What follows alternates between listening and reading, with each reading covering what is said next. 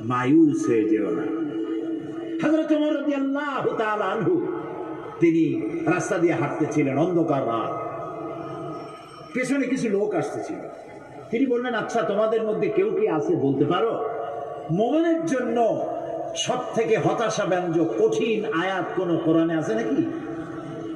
পিছন থেকে সঙ্গে সঙ্গে একজনের জবাব দিলেন, হ্যাঁ আছে। কোনটা?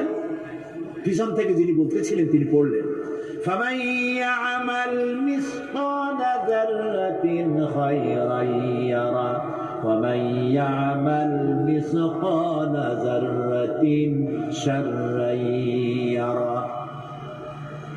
যদি কেউ সরিষা পরিমাণ, জাররা পরিমাণ, সরিষা পরিমাণ যদি কোনো নেকের কাজ করে, কিয়ামতের দিন সেটা দেখতে পাবে। আর যদি কেউ সরিষা পরিমাণ অন্যায় কাজ করে, সেটাও কিয়ামতের দিন দেখতে পাবে।